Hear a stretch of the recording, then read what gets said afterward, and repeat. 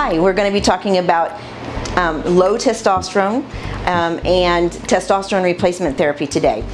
Members, when they come in, they want to know what low testosterone is and how that happened to them.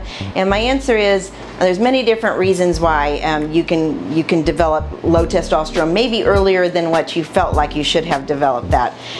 It isn't just because you're getting older. Yes, there are some changes that happen to our body naturally as we progress through life, but what we know is that testosterone is dramatically affected by challenges that we face in our life. So some of those things can be stress. Stress is a huge impact on your body and actually drives that down.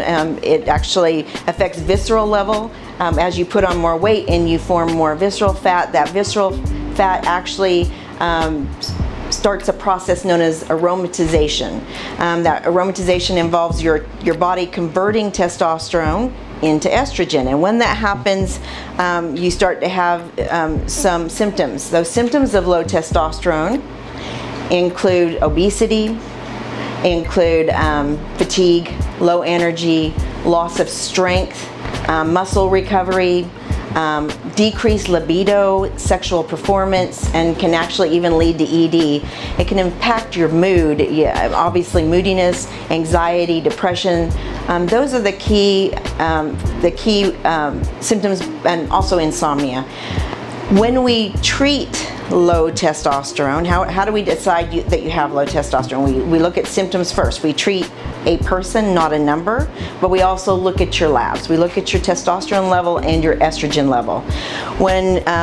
Usually when we see that your testosterone level, according to the insurance model, falls into a parameter. That parameter is 264 to 916. It's a broad number. It was developed, that range was developed from a very small study back in the 1950s of mid-50-year-old men in Pennsylvania, and it's never been revised since then. What we know, at this point, this much further down the line from studies, is that number doesn't apply across all age groups, cultural considerations across the board. So it's important to get that number to be able to treat you and maximize benefits and minimize side effects. But it's more important for us to be able to treat your symptoms primarily. So when we look at your testosterone level, you may hear us say you have low testosterone or hypogonadism, or that you have suboptimal, that is on the lower side of the testosterone range, and you're symptomatic. So we would call that testicular hypofunction. Either which way, improving bringing up your testosterone has a very high probability of improving those symptoms. And again, we talked about those earlier. Testosterone replacement therapy is normally an injection. There are some other ways that you can get it, including pellets in your buttocks every few months, but normally men prefer the intramuscular injection because it immediately starts to raise your testosterone level within minutes of having that injection, and that testosterone continues to rise in your bloodstream over the next 24 to 48 hours and then gradually declines over the course of the next week. That's a weekly injection that you can do yourself, or we can actually do for you in the office. That's something for you to decide. It's important when you're on testosterone replacement therapy that there are side effects that we have to actually keep in check to keep you safe. Labs are done routinely up front, and then in every 3 months to be sure that we're watching several things, including your testosterone, your estrogen level, complete blood count, lipid levels, PSA, etc., etc. When you're on testosterone replacement therapy, your body says, hey, I don't need to make my own testosterone, I'm getting it somewhere else. So your testicles tend to turn themselves off or not function fully. We don't allow that to happen in Uber-T.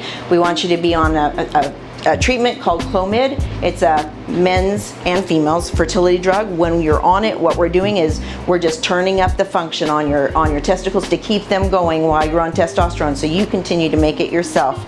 So if you ask, do I have to be on testosterone the rest of my life? No, as long as we're keeping your testicles on, you shouldn't have to be on that the rest of your life.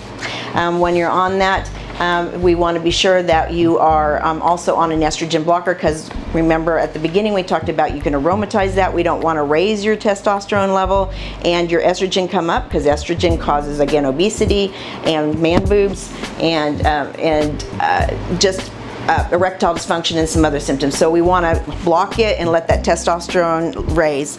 Those are the major things that happen with testosterone. If you have any other questions, please let me know.